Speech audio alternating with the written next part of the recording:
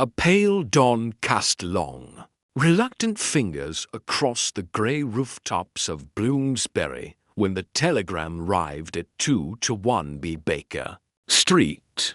It came not with the usual thud of the postman's boot, but with a trembling knock-soft, uncertain. Mrs. Hudson handed it to Holmes with a look of quiet apprehension. For anything that interrupted her tea service at that hour rarely brought good news. Holmes tore it open silently, read it once, then again slower. His expression not changing in the least. He looked up. "Lestrade has summoned us.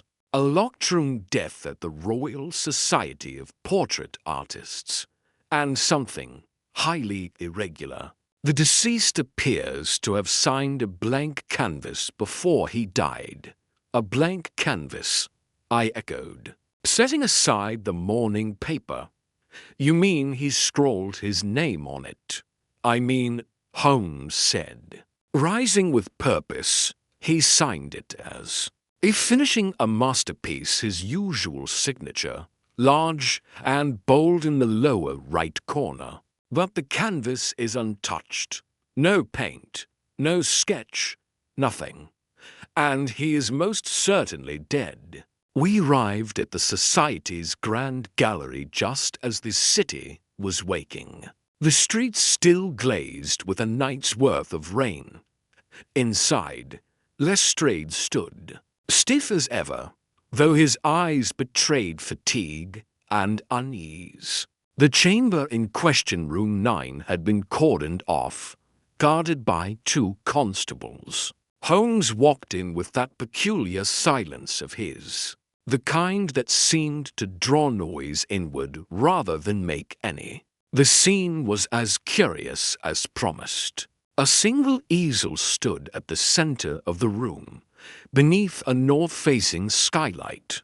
On it, the signed blank canvas. Beneath that, on the parquet floor, lay the body of Horace Fenwick, renowned painter of psychological portraits. He was slumped unnaturally, his body curled as if he'd collapsed mid-thought. A tube of ultramarine paint lay unopened in his stiff fingers. "There are no signs of struggle," Lestrade muttered, frowning. "No wounds, no poison, no bruises, no tampering with the room, locked from the inside. Only the skylight could have offered exit or entry, and even that was bolted from within. Fenwick was last seen alive at 7:30 last night," added Charles Bexley, the Society's secretary. "He came in alone. Said he wanted to finish a new piece before the gala next week. The security guard found him at dawn." Holmes studied the room like a composer hearing discord in an otherwise perfect symphony. His eyes lingered on the window latches, the bristles of brushes resting insolvent, and a single teacup on a side table. Then he turned to the blank canvas and stared not at the blankness, but at the signature. "You're certain this is his handwriting?" he asked. "Yes," said Bexley. "He signed all his work with that flamboyant H, Fenwick. But he never signed anything prematurely. Never." Holmes crouched and examined the dead man's face. There's a trace of surprise, not fear, as though he was watching something inexplicable. Lestrade sighed. Maybe he had some fit. A stroke. No convulsions, no prior health concerns. "And you say this room was locked from the inside?" "We had to break in. Window bolt was engaged, door bolted. No sign of tampering. Yet a man lies dead, and with no painting, he signs a signature as if his greatest work were complete." Holmes stood suddenly. This wasn't a fit. This was theatre. Lestrade gave a low grunt. "Theatre?" Every element was deliberate. The blank canvas, the signature, the locked room. It's a performance. But for whom? That's the real question. Holmes stepped back and peered at the room from different angles, as though gauging stage lighting. Where was the lighting controlled? Over there, said Bexley, gesturing to a dimmer panel. But all the bulbs were replaced with skylight glass long ago. Artists preferred natural light. Holmes paced slowly. Yet the light this morning shows every detail. No shadows, no deception. He turned toward the body. Watson, do you notice anything about the position of the limbs? I knelt beside the corpse. Arms are loose. No rigor mortis yet. Odd. Considering the body's reportedly been here all night. Holmes nodded. Indeed. The stiffness is inconsistent with a 7-hour death, which suggests either the body was moved or he died more recently than we think. I finished. But how could he have died recently? Lestrade asked. Nobody entered or left the room. Holmes turned to Bexley. Is this building ever open at night? No, Bexley said. Locked at 8, alarmed at 9. I have the only key, besides the night watchman. And where is he? Waiting outside. I've already spoken to him. Says he checked each room by midnight. Nothing odd to report. Holmes motioned for him to be brought in.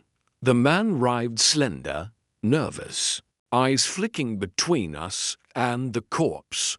Holmes asked gently, Did you see any light under the door to this room last night? None, sir. Room was dark at midnight. Holmes turned to Lestrade. Then our man did not die at 7:30. He died closer to dawn, which means the killer had access after the building was sealed. Impossible. Bexley burst out. The alarms only detect doors, Holmes said sharply, not ceilings. We all looked up. The skylight was perfectly shut. Fenwick was terrified of dust, Bexley added weakly. He had it sealed for that very reason. And the bolts? Reinforced steel, internal latch. Then there's only one explanation. Holmes stepped closer to the canvas again. Fenwick didn't intend to paint anything. He was mimicking his usual ritual. He was being watched. He wanted someone to believe he was painting, even though he knew he was about to die. Lestrade frowned.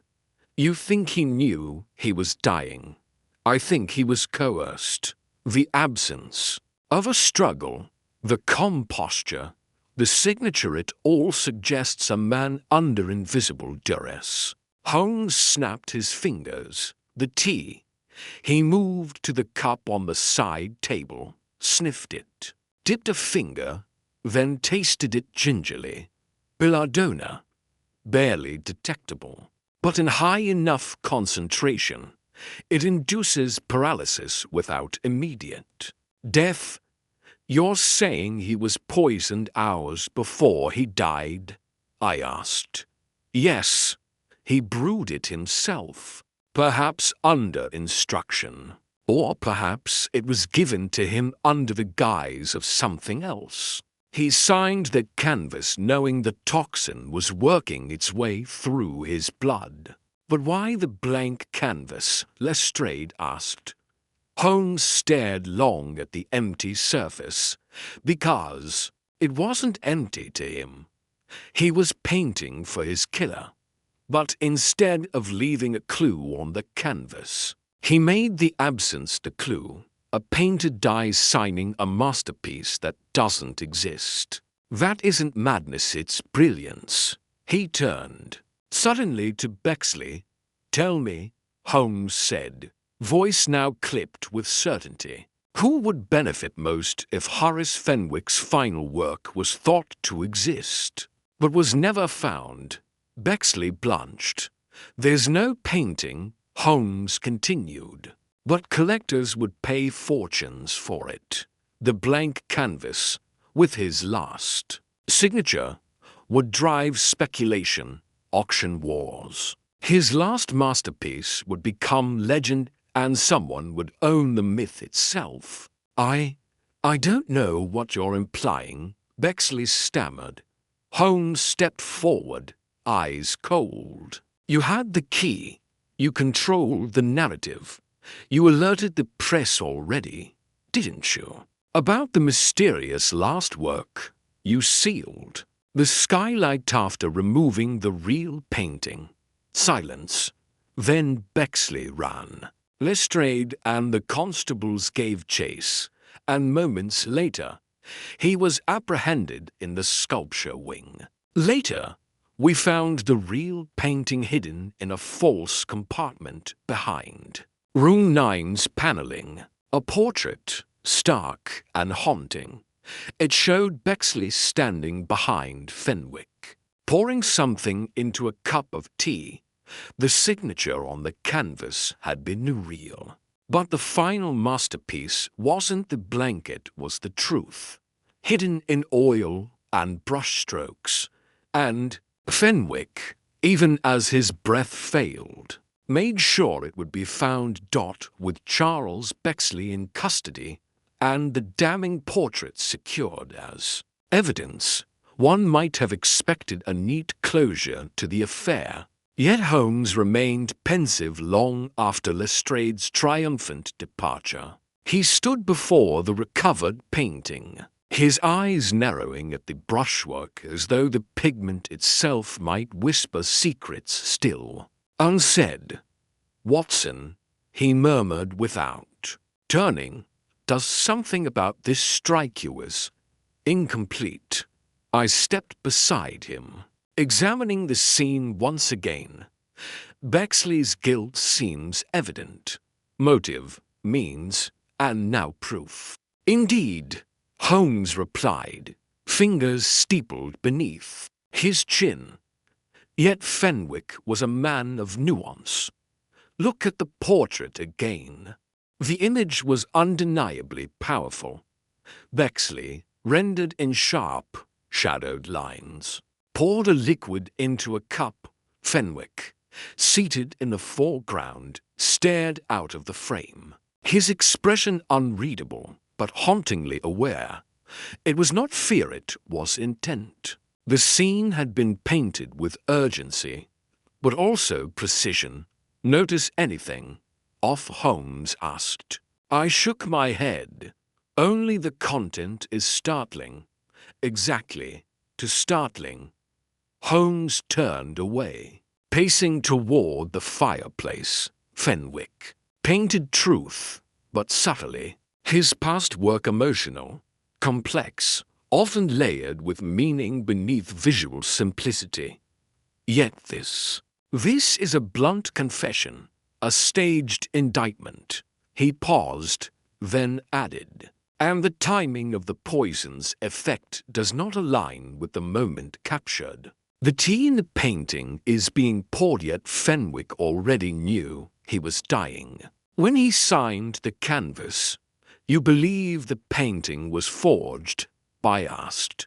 No, the brushwork is his, but I believe he painted it earlier, long before last night, and he knew it would be found not by chance, but by design. I frowned. Then what did he truly want us to see? Holmes's answer was delayed by a knock. A constable entered, announcing the arrival of a woman. Isadora Bell says she was Fenwick's model. The officer added, and perhaps more than that. She stepped in hesitantly, mid-30s, hair pinned neatly beneath a dark cloaky hat. Her eyes held the weight of long-kept silence. She scanned the room, and when she met Holmes's gaze, There was recognition not of acquaintance, but of intellect. "I heard what happened," she said quietly. "I felt I should come." Holmes gestured for her to sit. "Miss Bell." "How?" "Well, did you know Mr. Fenwick?" "Well enough to know he wouldn't have left that blank canvas without purpose." Her voice was precise, measured, controlled but tinged with grief. "Tell me," Holmes said, "was Fenwick working on anything unusual in recent weeks?" She hesitated. "Not painting, exactly. He was a distracted, nervous, even. He believed someone was watching him." "Did he say who?" "No. Only that it was someone close. Someone who knew how he worked." Holmes's eyes sharpened. "He painted constantly." "Did he ever destroy works?" "Rarely," she replied. "He said even failed pieces told the truth in the end." Yet none of his recent works were found in the studio, only the hidden portrait. "That alone should trouble you." She nodded slowly. "There was one more. He wouldn't show it to anyone, said it wasn't finished, but he mentioned something strange." Holmes leaned in. "What did he say?" "He said, sometimes the person in the painting is not who you think it is. Sometimes the face isn't the message, it's the shadow behind it." Holmes was still for a moment. Then he turned abruptly to the hidden portrait again and lifted the canvas from the wall. With delicate care, he examined its back, then the edges of the frame, running a gloved finger along the joinery. A faint smile crossed his lips. "Watson, would you kindly hand me your scalpel?" Surprised, "I did so." Holmes slid the blade along the back edge of the canvas's inner frame. Within seconds, the lining peeled back, and there, concealed behind the stretched fabric, was another layer, a second painting, turned inwards, pressed flush against the back of the first. Carefully, Holmes removed it and set it upright. The light hit it gently, revealing a ghost-like figure, a self-portrait of Fenwick. But unlike his usual works, this one was distorted, his face twisted slightly. To the side, I fixed not forward but to something just out of frame. His hand reached backward, fingers extended, pointing to the signature. But this time, the signature was wrong. It read C. Bexley. My breath caught. Holmes said nothing for a moment. He simply studied the brushwork, then nodded to himself as though completing an equation. "Brilliant," he whispered. "Almost too brilliant. Holmes, is this a fake?" "No, it's genuine, painted by Fenwick, but signed with Bexley's name deliberately." "Why?" "Because this," Holmes said, tapping the hidden portrait, "was the bait." Miss Bell stared at it, pale. "You think he lured Bexley with a forgery?" "Precisely. Fenwick wanted Bexley to believe there was a secret painting, one that could ruin him. He even let him find the real one. But this is the real message." He pointed to the background of the hidden self-portrait. There, almost imperceptibly, was another face half obscured, watching Fenwick from the darkness. Not Bexley. It was a woman. Miss Bell stepped back, her face drained of color. I've never seen that image," she whispered. Holmes turned, eyes sharp. "But you recognize her, don't you?" A pause. Then the smallest nod. "She's not part of this," Miss Bell said. She disappeared months ago." Holmes raised a brow. And Fenwick believed she hadn't left of her own will. She was a model. Her name was Margot Dane. They argued. She vanished. He searched. But no one believed her to be in danger. And you did nothing. Miss Bell hesitated, trembling. I was afraid. Holmes closed his eyes a moment, then said softly, Watson, the case has not ended. It's only now begun. Fenwick didn't die because of a painting. He died because of what he discovered while making one. And Bexley, he was a pawn, ambitious, greedy, but not the mastermind. He was provoked into action by a man already dying. Miss Bell suddenly said, Horace believed someone had been altering his work while he slept. He'd started locking his studio, but once he found something, off in a background, he told me. My brush never touched that face. Holmes met my eyes, a hard glint behind his calm. We're no longer looking for a murderer, he said. We're looking for someone who knew how to use a canvas as a confession and turned the artist's own art into his death sentence. He looked back at the hidden portrait. And she's still out there. Holmes stood for a moment before the obscured portrait, his face a mask of calculation. The distorted self-image of Fenwick. The hidden shadow of the woman behind him, Margot Dane, seemed to pulse with implication, like a whisper trapped in oil and canvas. He tapped his finger gently on the wooden frame, then turned to Lestrade, who had just re-entered the studio, puffing slightly from the exertion of preparing the rest paperwork for Bexley. Inspector, Holmes said evenly, we need to speak with everyone who worked closely with Fenwick in the last 6 months. Models, assistants, gallery staff, all of them, and most urgently, I need to see the artist named Lionel Graves. Lestrade blinked. Graves? He's one of the senior artists here, isn't he? What's his connection? Not yet known, Holmes replied. But he appears in the gallery's staff ledgers as having shared studio space with Fenwick briefly last autumn. And Miss Bell, he turned to the still stunned woman.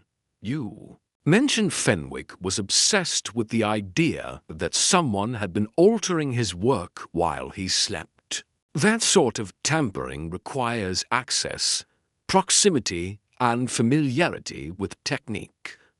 Within the hour, Graves was brought in from the main hall, a tall man with manicured fingers and a streak of silver in his hair. He entered with a deliberate gait and an actor's poise. His smile was professional but shallow, and his eyes flicked with precise calculation over the scene before resting on Holmes. I heard about poor Horace, he said, voice touched with performative grief. Shocking business. I trust you're doing everything to bring the perpetrator to justice? Holmes gestured toward a chair without replying. Graves sat. You worked closely with Fenwick last year? Holmes asked. Yes, briefly. We shared the East Studio for a few weeks while the skylight in mine was repaired. He was meticulous, moody, perhaps, but talented beyond reason. Did you part on good terms? Graves paused ever so slightly. We didn't part at all. He simply moved back to his old studio when the workmen finished. There was never any unpleasantness, if that's what you're suggesting. Holmes's eyes narrowed slightly. And you've seen none of his recent work? Not since the autumn. Horace became secretive. He stopped sharing. Holmes nodded, then held up the hidden self-portrait. And yet, you feature prominently in several of his earlier pieces. Graves's jaw tightened. He used my likeness once or twice. Yes, artistic license. Were you aware he suspected someone of altering his paintings at night? Graves gave a soft, amused exhale. That sounds like Horace. The man thought his brushes had minds of their own. He was becoming paranoid. Holmes leaned forward, his tone even. Did you ever model Margot Dane? That name spoken aloud produced the first genuine flicker in Graves's expression. He hesitated just long enough for the silence to thicken. I may have, he said carefully. She worked with several of us, but she vanished months ago. Took up with some patron, I assumed. Happens all the time in our circles. But Fenwick believed she didn't leave willingly. Graves held his gaze. Horace was delusional. Toward the end, Holmes gave a slight, almost imperceptible nod. Thank you, Mr. Graves. That will be all for now. As Graves rose and turned to leave, Holmes watched his stride. There was confidence, but not ease his movements rehearsed. To precise, when the door closed behind him, Lestrade stepped in again. He's hiding something. Of course he is, Holmes replied. He's not involved in the murder directly, he's to clean. But he knows something, likely about Margot Dane. Holmes turned back to Miss Bell. You mentioned Fenwick. Suspected someone close to him. Did he ever speak about Graves in particular? Her brow furrowed. He didn't trust Lionel. Said he was always watching. But he thought it was something else. Not just competition. He once said, Graves can mimic. Watson, he can wear another man's brush like a borrowed glove. The words struck Holmes visibly. Mimicry, he repeated. Of course, he moved to the side table, retrieving Fenwick's sketchbook. Inside were loose studies hands, expressions, angles of light, and several signature drills, where Fenwick practiced stylized versions of his own flourish. Holmes flipped toward the back and stopped at a page that had been torn.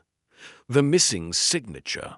He murmured, This is what Bexley must have used to forge the canvas if he'd wanted to sell it, but the real mystery is why it was gone in the first place. He looked at Miss Bell again. You said someone had been tampering. But what if the tampering wasn't on the finished works, but on the practice pages? She frowned. You think someone was preparing to imitate him? I think someone already had, before she could respond. Another knock came. One of the junior curators had returned with a nervous figure trailing behind him, Fenwick's personal studio assistant, a boy no older than 19, named Ezra Holt. Holt looked startled to be summoned. I was told to wait until. Holmes motioned him in. Mr. Holt, you assisted Mr. Fenwick in his studio? Yes, sir. Every day. Cleaned brushes, prepped canvases, mixed colors sometimes. Did you ever meet Margot Dane? He shifted uncomfortably. She stopped coming before I arrived. I only heard Mr. Fenwick mention her. Said she was unfinished, like she was part of something he hadn't completed. Holmes narrowed his eyes. Did he ever tell you to watch for anyone? The boy nodded. He made me check the locks every night. Told me not to let Graves near the studio. But he hesitated. One night, I stayed late. was cleaning up. I saw someone enter the back hall where the private gallery vault is. I thought it was Mr. Graves, but when I called out, they didn't answer, just vanished into the dark. Holmes tilted his head. Did you tell Fenwick? I tried, but he was distracted. He'd started painting with the door locked. Said if anyone touched the next work, it would be the end of them. What was he working on? Ezra swallowed. I never saw it. He'd cover the canvas every time I came near. But I heard him talking to himself, I think. He said, "You have to show her the truth, even if it kills you."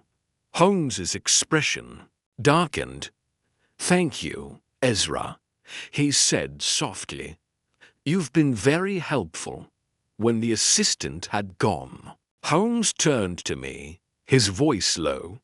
"There is a third presence here, Watson. Not Bexley, not Graves. Someone operating just out of sight, someone who manipulated both of them.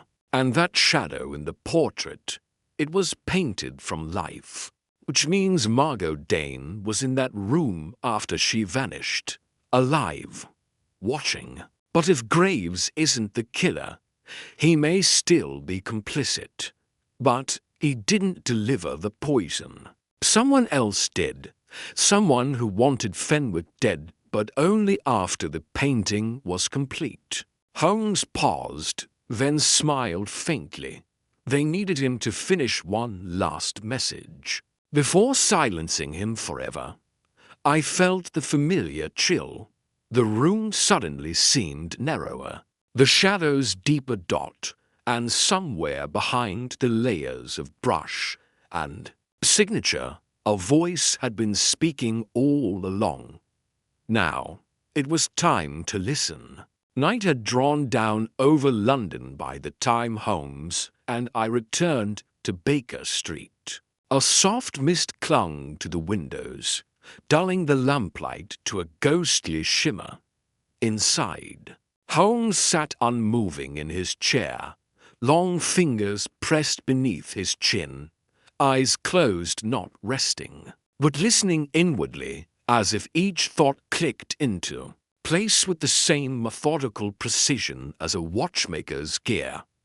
"I don't believe in chaos, Watson," he said suddenly, eyes still shut. "Human behavior appears chaotic only when seen through a narrow lens. What we call mystery is simply a pattern we haven't yet understood." I said nothing, allowing his thoughts to unfold. "There are too many motives in this case," he went on. "Too many people with cause to wish Fenwick harm, and yet only one killer. That contradiction is the knot we must untangle." He stood abruptly, went to his files, and withdrew a folder already half-filled with notes. He began drawing connections between names and events on the back of a discarded telegram. "Let's examine them one by one. First, Charles Bexley. Motive: greed. He hoped to sell Fenwick's final masterpiece. Means: he had the keys, knew the artist's habits, and was cunning enough to manipulate a scene. But he didn't deliver the poison. He panicked and tried to capitalize on what he thought was an accident."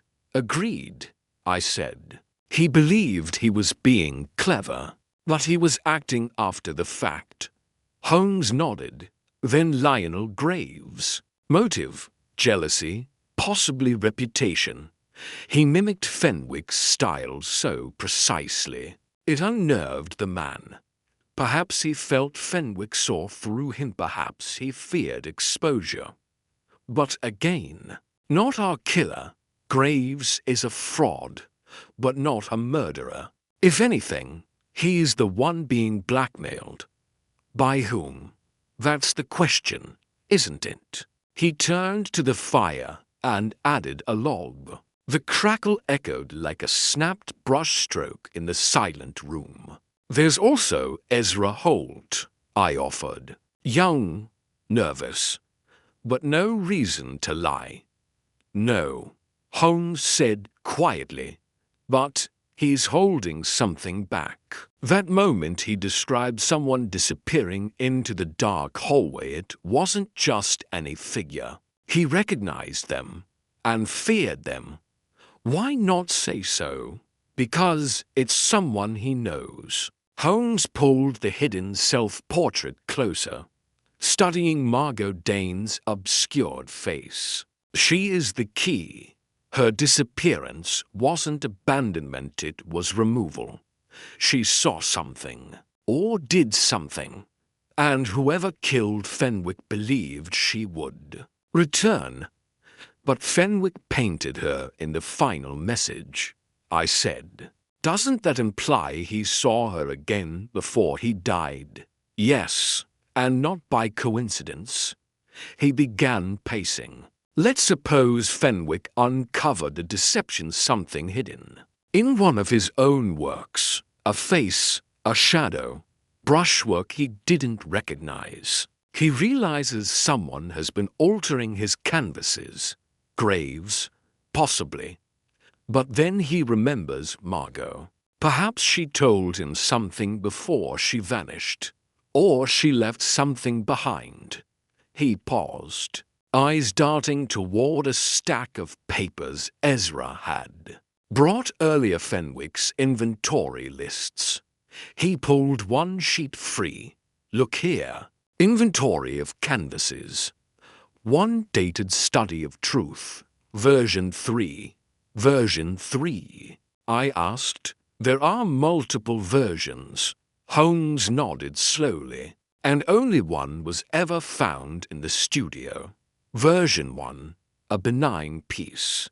But if he had begun working and reworking a particular idea, then each version might be closer to something he was trying to see or reveal. He rang the bell for Mrs. Hudson. Ask Lestrade to secure access to the Royal Society's storage vault. I want every canvas of Fenwick's retrieved, especially discarded ones. They may not be failed, they may be warnings.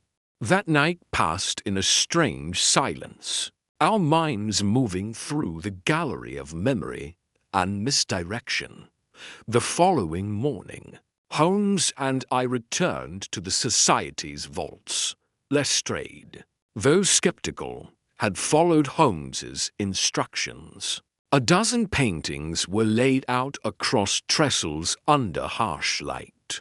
Holmes moved from one to the next like a surgeon performing triage. Version 1, he murmured. Innocent, empty background. Version 2.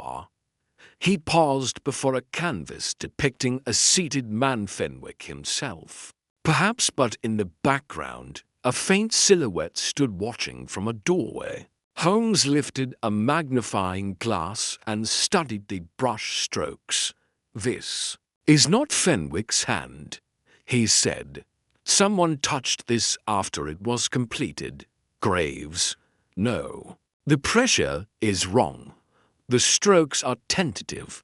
This is someone imitating Fenwick, not someone with confidence in paint.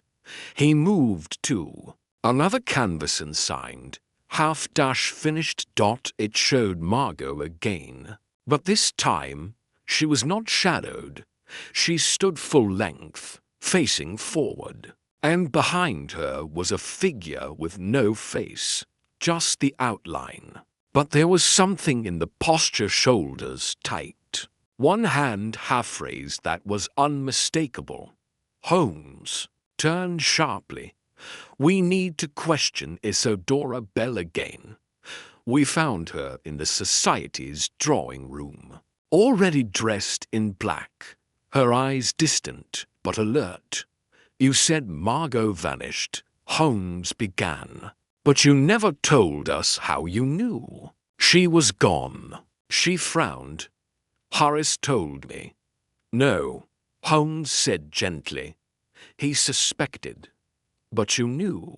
Because you were there the night she disappeared, double quotes silence, Miss Bell inhaled sharply, but didn't speak, Holmes pressed on. She confided in you, maybe even asked for help, and you chose to stay silent. Why? She swallowed. Because she was in love with him? Fenwick? No, Graves. The name dropped into the room like a stone in still water.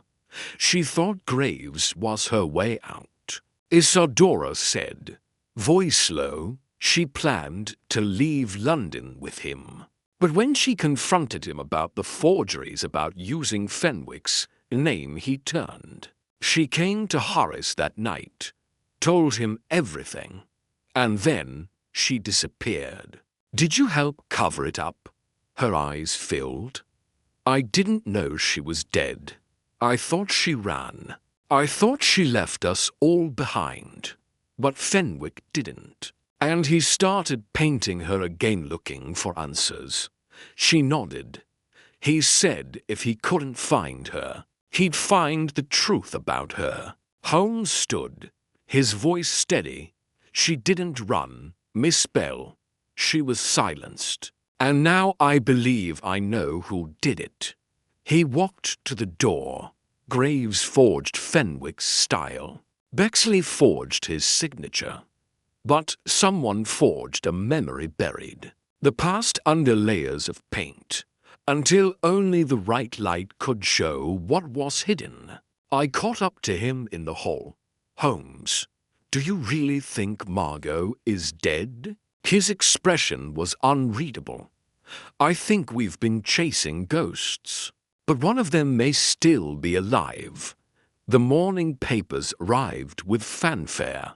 The Times, the Telegraph, and even the usually restrained Observer splashed their front pages with variations of the same. Headline, Fenwick's murder solved. Society Secretary Bexley and painter Graves exposed in shocking art world scandal. Photographs of both men, one looking lost and the other defiant, were printed above summaries hastily gathered from Lestrade's press statement. The public had its villain, and the Royal Society of Portrait Artists its temporary absolution.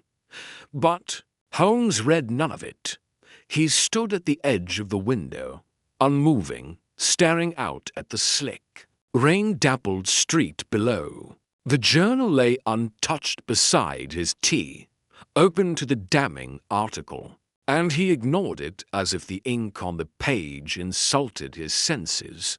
They've closed the case, I said quietly, setting down my cup.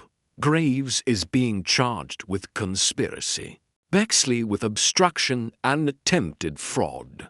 Lestrade's certain the poison was administered by Graves. The timeline fits well enough. The motive jealousy and reputation seems plausible. Holmes didn't move. Then, in a voice low and taut, he replied, a timeline can be bent. A motive can be fabricated. But truth, Watson, truth resists all arrangements. He finally turned toward me, something flaring behind his eyes, frustration, perhaps, or something closer to unease. Graves didn't poison Fenwick, he said. He may have lied. He may have watched, but he didn't kill. Then who did? Holmes walked to the painting again, Fenwick's final, hidden self-portrait, and looked closely at the figure of Margot Dane in the background. That nearly imperceptible presence rendered in cold tones. He traced the outlines with his gaze as if daring it to move. Something about her expression. He said, almost to himself, it's not quite right. Not grief, not fear, not longing. It's composed, resigned. He stepped back, thinking. Aloud now. If Margot was dead by the time Fenwick painted this, he must have known what happened to her. But if he painted from memory, then how did he capture her with such immediacy? Not as someone gone, but someone still watching. I leaned in. You still believe she's alive? I believe Fenwick believed she was. And I believe someone wanted him to stop believing. He walked back to the hearth and knelt, pulling open the grate to retrieve the burned fragments of paper we'd discarded days earlier. Among them were the torn edges of a letter Fenwick had never sent, found in his studio drawer. Holmes had dismissed it at the time as irrelevant half-burned poetry. But now he laid the ash-laced pieces out, lining them up in a soft puzzle across the table. Only one line survived, written in Fenwick's jagged hand: "If she returns, it will not be with kindness." Holmes's fingers paused there. "That line," he murmured. He wasn't speaking of hope. He was warning himself. Before I could respond, a knock rattled the door. Lestrade burst in, triumph dancing in every line of his face. "Well, that's that," he declared, slapping a leather folder onto the table. "Found it in Graves's private locker, hidden behind false paneling in his studio." Holmes opened the folder without comment. Inside, beneath a sheaf of notes and paint swatches, lay a small envelope, and in it a silver capsule, cracked. "An empty, cyanogenic compound," Lestrade said, "traced back to a pigment Graves used in his earlier works.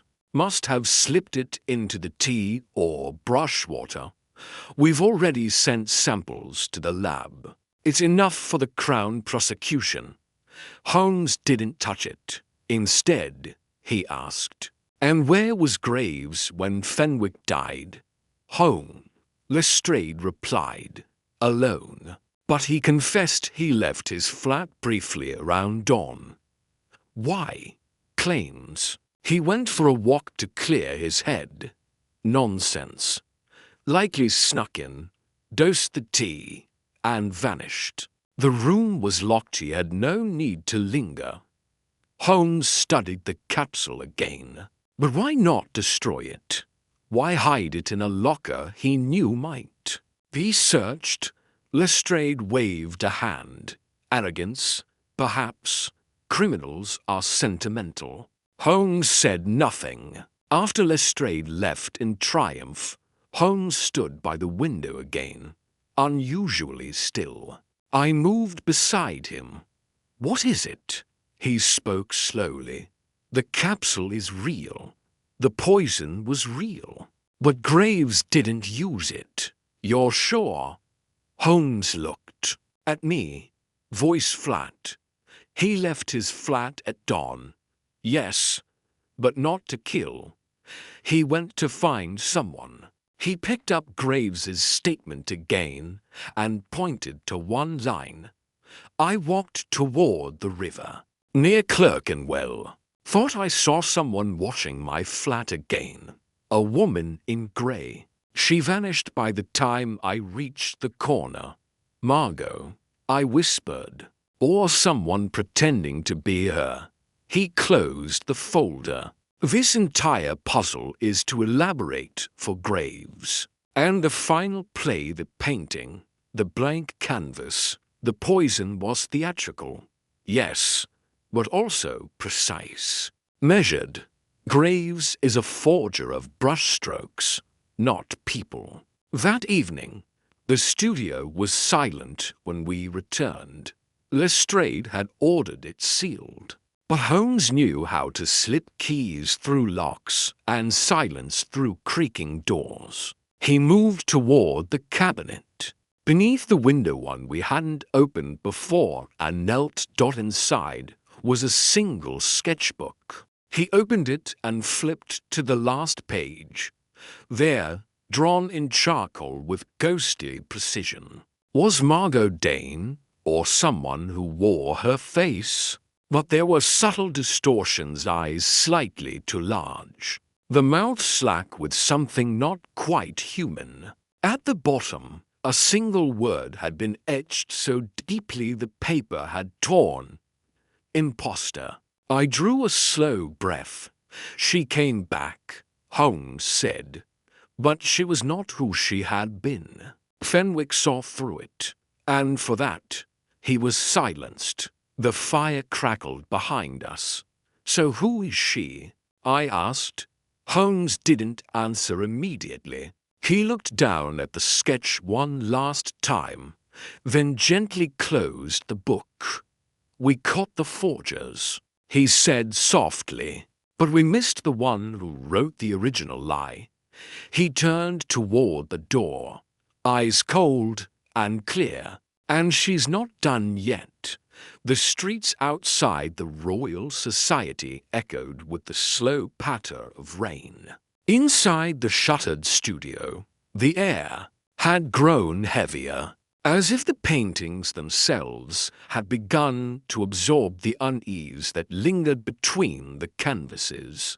Holmes held the sketchbook delicately, almost reverently, as though the brittle charcoal lines that depicted Margot Dane or something wearing her likeness might crumble under the weight of understanding.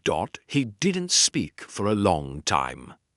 I broke the silence gently. What exactly are we seeing, Holmes? If that is an impostor, who was she? And what did Fenwick mean by painting her this way? Holmes closed the book and turned toward the workbench where Fenwick kept his paints and preserved palettes. One, oddly, was labeled in pencil on the side, H. Dane, 1887. He traced the letters, then gave a slight shake of the head. Not Margot Dane, he said softly. Helena. I frowned. Another Dane. Holmes nodded once. Her older sister, a name buried, almost deliberately. But it surfaced once, years ago. He moved to the bureau, drew out a thick folder of past correspondence, and from among them produced a yellowed clipping, the Whitechapel Gazette, dated March 1887. He laid it on the desk. The headline read, Society Painter's Model Found Dead in Camden Studio, Death Deemed Accidental. Below it, a grainy sketch of a young woman, dark-haired, eyes hollow with artistic exaggeration. Helena Dane, 24, model to renowned painter Edmund Shale. Cause of death, laudanum overdose. Case closed by local authorities. No foul play suspected. I looked up sharply. That's nearly 20 years ago. And yet the name rang familiar when we saw Margot's face in Fenwick's paintings, Holmes said. The resemblance remarkable. Too remarkable, I believe, to be coincidence. He spread another document beside it, this time a more recent census ledger. Margot Dane, listed as Helena Dane's sister. Yes, but no date of birth recorded. And something else. He pointed to a small note next to her name. No parish baptism registered. Identity confirmed via Shale's letters. Confirmed. How? I asked. Holmes's voice was quiet. By reference. Letters penned by Shale after Helena's death mentioned the younger Dane child, who came to retrieve her belongings. Yet there is no record of such a child before that moment. I saw it then. You're saying Margot may not have existed at all until after Helena died.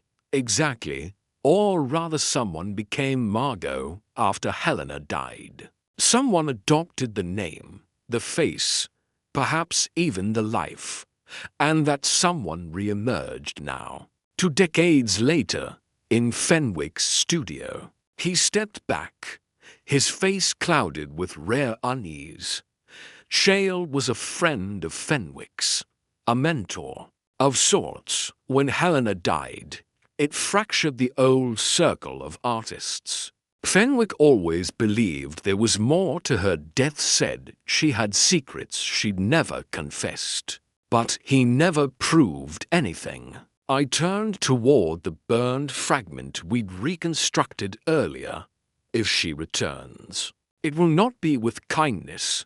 You think Fenwick recognized the face of Helena returned as Margot? Holmes nodded, and he realized too late that this wasn't a woman seeking inspiration. It was someone returning to settle an old, bitter score. Perhaps against Graves, perhaps against Fenwick, or perhaps against the entire society.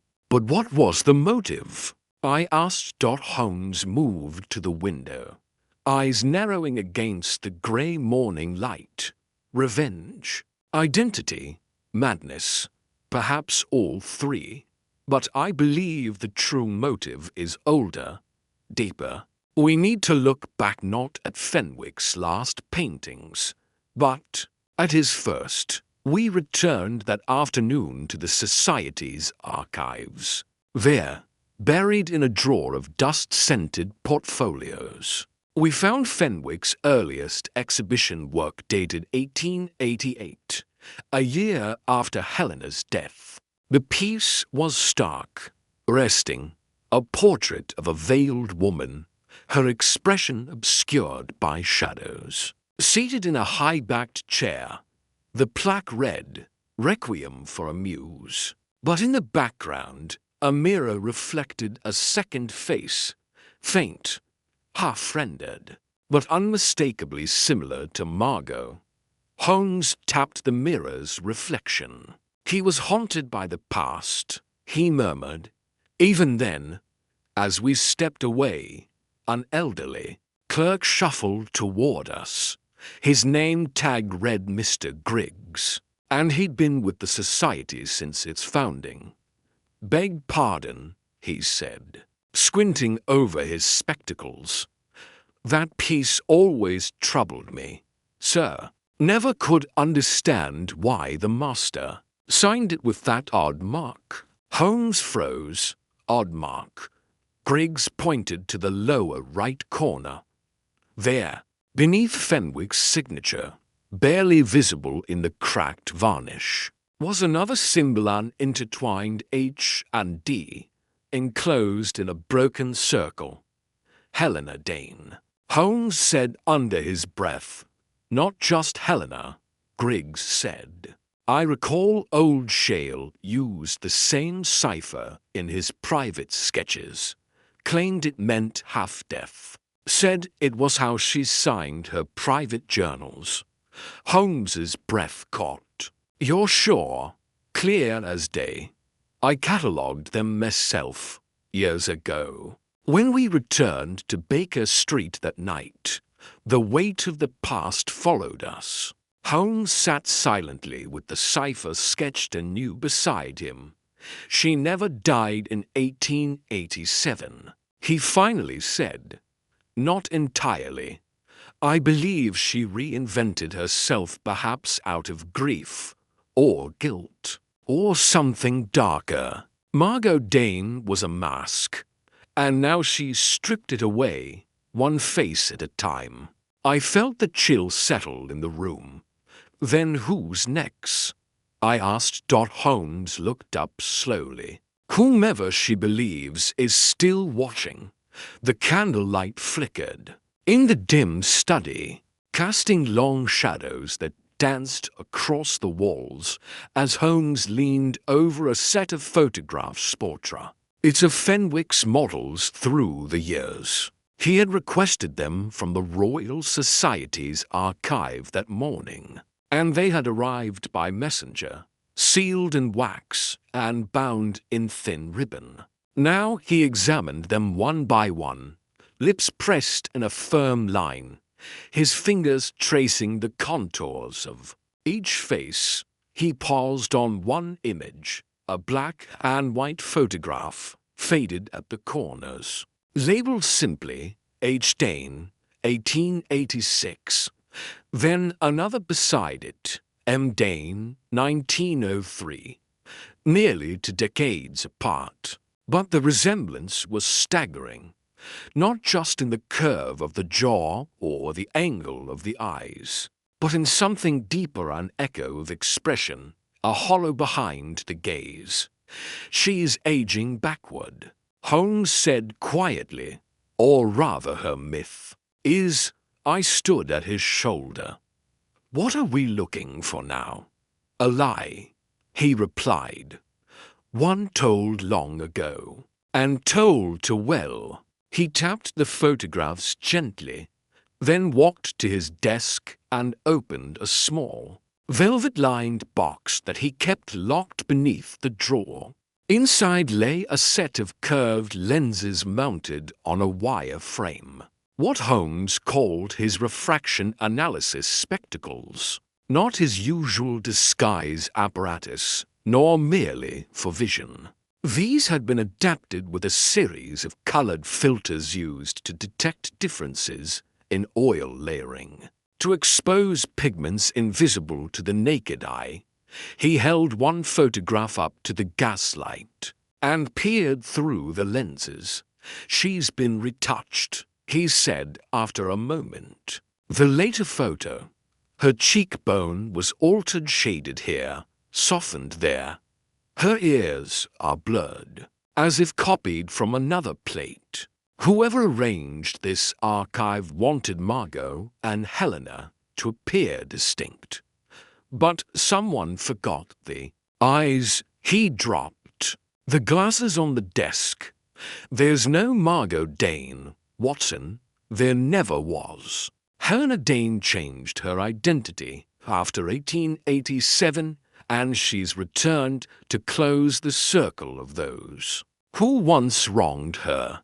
Then she's here, still alive. Holmes nodded slowly, but she's no longer hiding in shadow. She's within the society itself, present, watching. He paced once, twice, then stopped. Which brings me to our next move. He sent a note via express courier that afternoon to Miss Isadora Bell. The message was simple. Come to Baker Street tonight. Bring nothing but the truth. She arrived just past 8, cloaked in storm grey wool, a veil drawn low over her eyes. She looked thinner, paler, less like the composed art historian she had been, and more like someone who had been made to doubt her own reflection. Holmes greeted her with his usual calm. Miss Bell, he said, thank you for coming. She nodded, uncertain. You said it was important. It is. He gestured to the seat across from the fire. Do sit. She did. Holmes remained standing, and for a moment he merely watched her, an unreadable silence stretching between them. Then he took from his desk a sealed envelope and placed it on the table between them. I have here a letter, he said, which I intend to send to Scotland Yard. It contains my final conclusions regarding the murder of Horace Fenwick, the disappearance of Margot Dane, and the hidden identity of Helena Dane. Isadora's breath caught audibly. Her gloved hands curled into her lap. Holmes continued. However, I have not signed the letter, and I will not until I hear one thing from you, the truth. Not about Margot, not about Fenwick, but about you. She said nothing. You knew Helena Dane, Holmes went on. Not Margot, Helena. You met her long before Fenwick did. She modeled for you in your student days. Perhaps you envied her, or pitied her, or simply admired her gift for vanishing into another life. But you never forgot her. Still she didn't speak. Holmes stepped forward. When she returned to the society under the name Margot, you recognized her. But you said nothing. Perhaps you were afraid or complicit, or you simply didn't know who she intended to harm. Isadora's voice, when it finally came, was barely audible. She told me she'd been forgotten, that no one remembered Helena, only that she had died in disgrace, painted over by history. She said she'd return and remind them what they buried. Who is them Shale, Fenwick, Graves, all of them? They used her, Watson. They painted her and made fortunes from her image, then cast her aside when she tried to speak. She was fragile but brilliant, and cruel when crossed. She wasn't the girl they had imagined. Holmes leaned forward. And you helped her. I tried to stop her, she said, her eyes filling. But by then, it was too late. She was living as Margot, and she'd already begun. Holmes didn't respond immediately. Then he did something unexpected. He crossed the room, retrieved the sealed envelope, and, without a word, lit a match and burned it. Isadora watched it curl into ash. Holmes turned back toward her, his expression unreadable. I needed to know, he said, if you were her. Her eyes widened. I am not, she said softly, but I watched her become something I didn't recognize. She was dangerous, and she knew how to vanish again. He nodded once. Then, without a hint of drama, Holmes walked to the fireplace and opened the metal grate. From within, he retrieved a small object I hadn't noticed before, a pair of ladies' gloves, pale gray, stained with what appeared to be pigment and oil. They were left on my doorstep this morning, he said, folded precisely. No note, just these. Isadora inhaled sharply. They're hers. Holmes nodded again. She wants me to find her. Or perhaps she wants to be seen. One last time. He turned toward me, eyes burning. She's watching the watchers, Watson. But we're close. Closer than she thinks. And somewhere beyond the rain-smeared windows, a woman walked beneath a borrowed name, waiting for the final brushstroke to be laid down. The morning was dry for the first time in days, but Baker Street felt more brittle than bright. Holmes moved with unusual speed through the flat, searching drawers, lifting papers, running his fingers along the spines of books and the undersides of cabinets. He was searching not for an object, but for an absence, something that should have been present and now wasn't. They've taken it, he said at last, voice sharp. I set down the tray of tea Mrs. Hudson had just brought. What's missing? The charcoal sketch of Helena as Margot, the one from Fenwick's studio. I felt a sudden chill. But you locked it away here. I saw you place it in the desk. Holmes didn't respond. He knelt beside the desk, inspecting the lock with a jeweler's loupe. Forced, cleanly. No debris. No marks along the grain. Whoever opened this knew precisely what they were doing. Not a common burglar. I crouched beside him. So they're watching you now. They've always been watching, Holmes muttered. But now they're acting.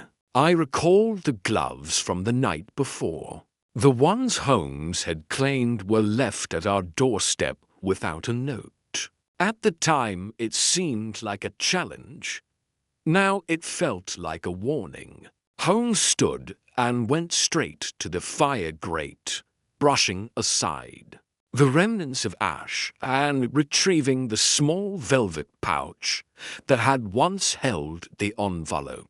He burned in Isadora Bell's presence. He opened it and froze. "What is it?" I asked.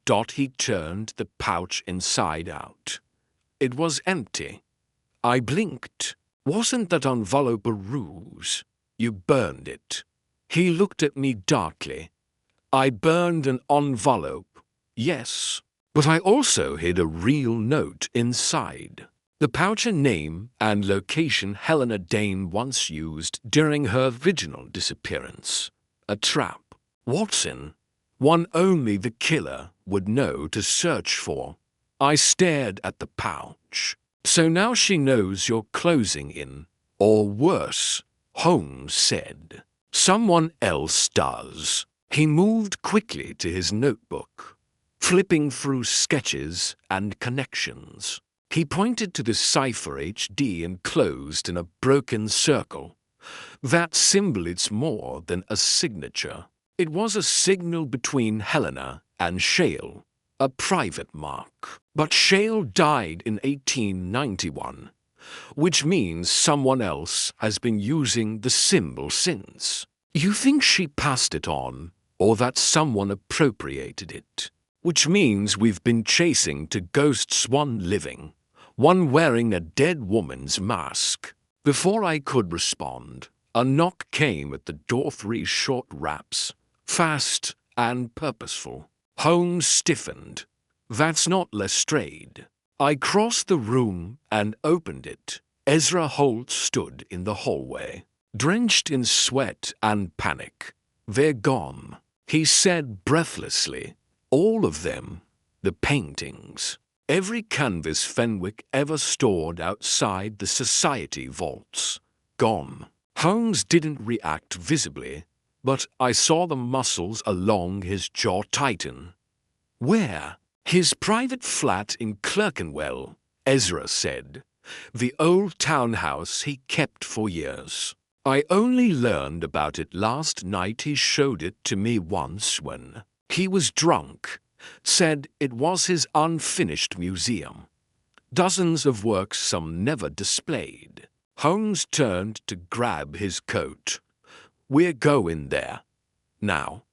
We took a cab across town. The streets quiet in the early haze. Clerkenwell was a neighborhood steeped in secret laundries that had once hidden rebels, cellars that had housed printing presses for banned pamphlets. It was fitting that Fenwick would keep his true legacy there. When we arrived, the building appeared untouched, a narrow brick facade, its shutters closed tight. Ezra led us around to the back, where a rusted iron staircase climbed to a side door. The lock had been cleanly broken. Inside, the flat was bare. The walls, once lined with frames, were naked. Hooks still hung in place. Flecks of paint dust littered the floor. A few broken brushes lay discarded beside an empty easel.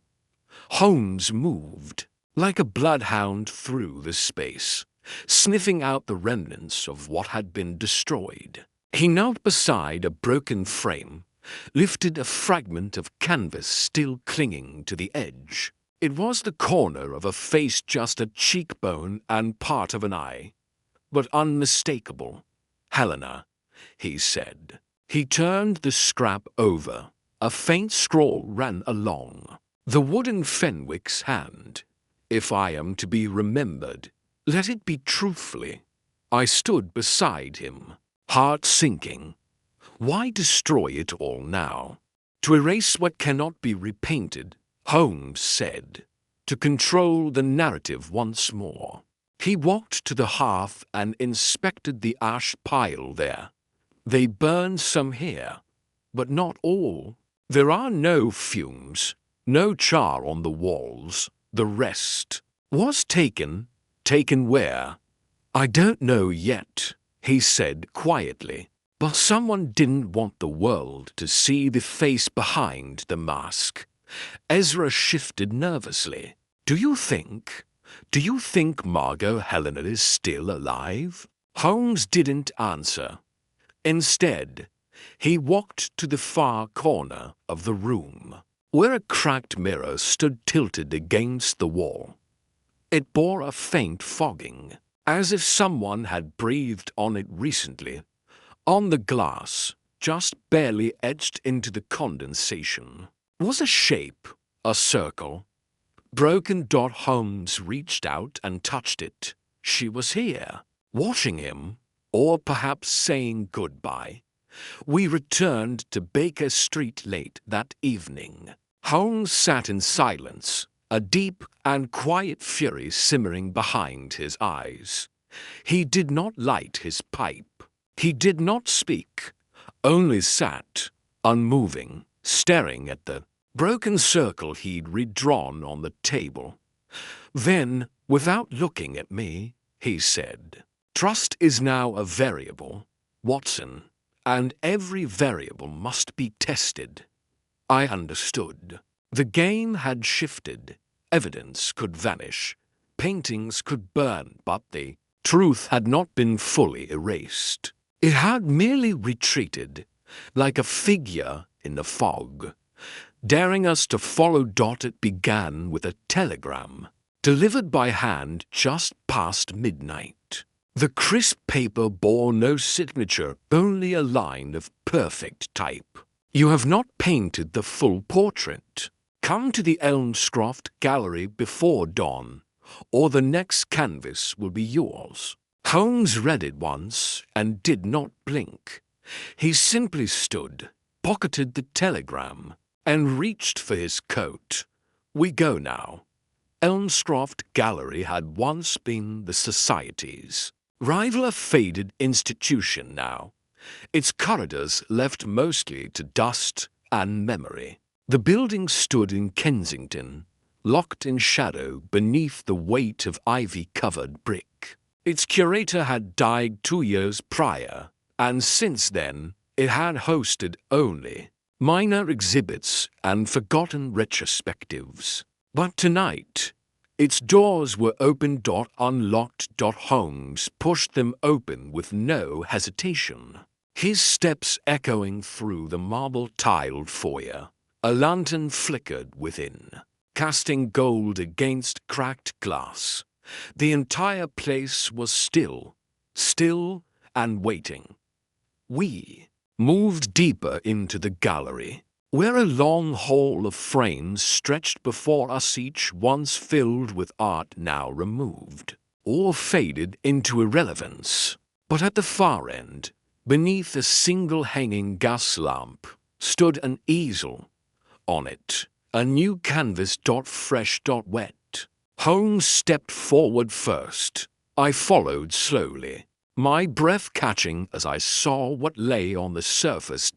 It was a portrait of Lestrade, his eyes closed, head slumped at an unnatural angle. The colors were too vivid, too precise. The bruising across the neck, painted in a pale mix of blue and ochre, was no fiction. It was real. A depiction of death so accurate, it could only have been painted from the subject. Holmes reached for the edge of the canvas, fingers brushing the lower right-hand corner. "She's escalated," he murmured. "This isn't a memory. It's a promise." A sound cracked through the stillness, a door somewhere deeper in the building. We turned, but it was too late. By the time we reached the back stairwell, there was nothing but the echo of footsteps. Long vanished, we returned to Baker Street, tension clinging to the air. Holmes wired Scotland Yard, requesting Lestrade's immediate location. The reply arrived an hour later, Inspector Lestrade found unconscious in St. James's Park. Signs of chloroform. Alive. Stable. No recollection of attack. Holmes read the note in silence, then slowly closed his eyes. She played with us, he said. Gave us the image of death, but not the act. She wants control. She wants us off balance. But why Lestrade? Because he's visible, public, a symbol of certainty. She's painting fear. What's the not on canvas, but into the fabric of perception. She wants the world to believe no one is safe. He moved toward the mantel, picking up the broken circle symbol he'd etched in chalk. Then he wiped it away. We've been thinking in symbols, ghosts, masks. But now she's no longer content to haunt the past. She's writing the next chapter herself. He turned to me, face grim. We have hours, perhaps less, before she strikes again. But we don't even know who she is now. I said, Margot, Helena. Isadora claimed she wasn't the woman. Could she have lied? Holmes didn't answer. Immediately then, with quiet finality, he said, it doesn't matter who she was, only who she is now. We spent the next hours pulling threads, revisiting witness statements, gallery registries, studio rental ledgers. At dawn, Holmes froze mid-search, fingers trembling slightly over a name that had appeared too many times to ignore. Annette Claiborne, a minor society patron, one who had funded Fenwick's early shows, who'd backed the first restoration grant for Elmscroft, whose signature appeared curiously on a lease for a storage space in Wapping Wharf dated just last week. Holmes didn't wait for confirmation. We were in a cab by sunrise, thundering down toward the river, the fog curling up from the docks, like breath from a slumbering beast.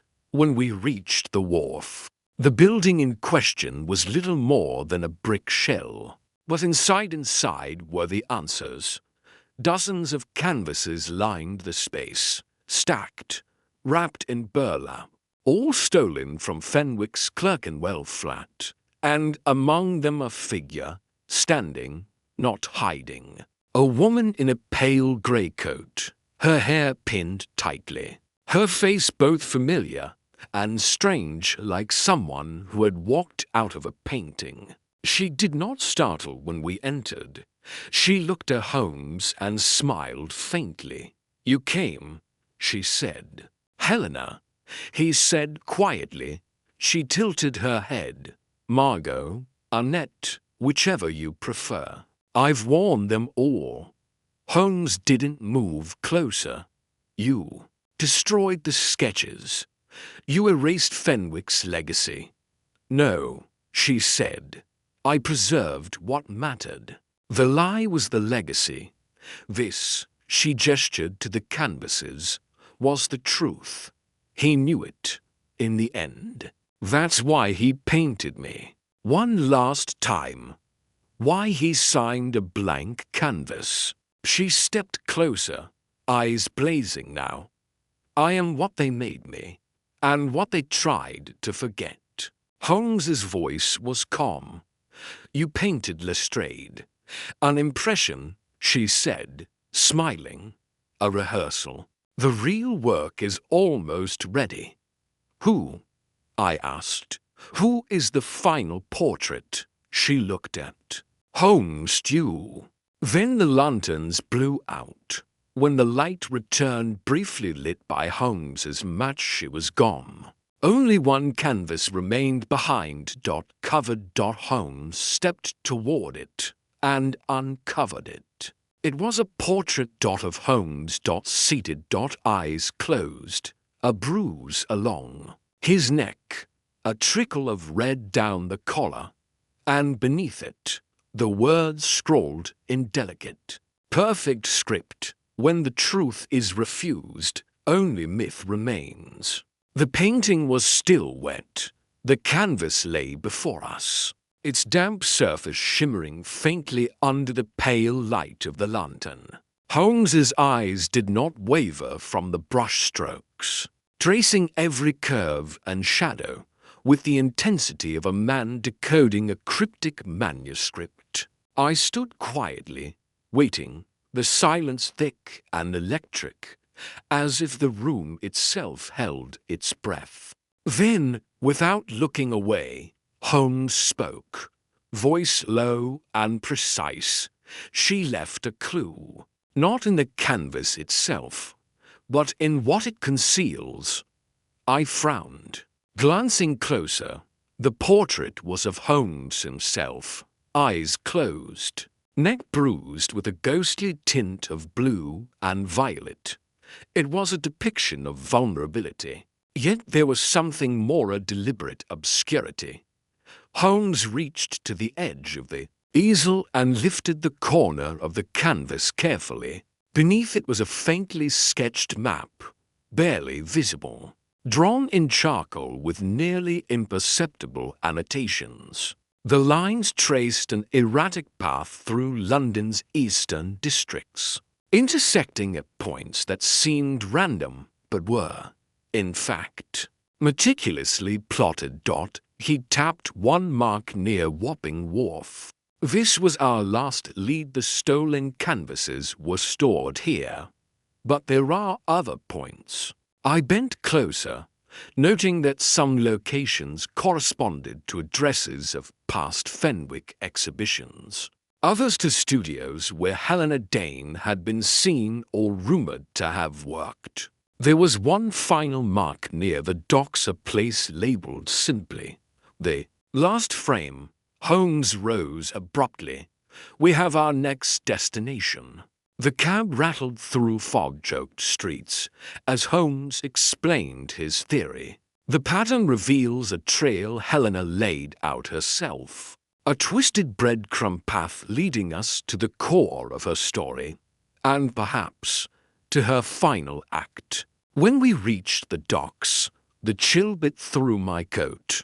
The air smelled of salt and oil, the scent of a city waking from uneasy sleep. The warehouses stood silent, their brick facades scarred by time and neglect. At the far end of the wharf, a solitary building, a former photography studio, held our attention.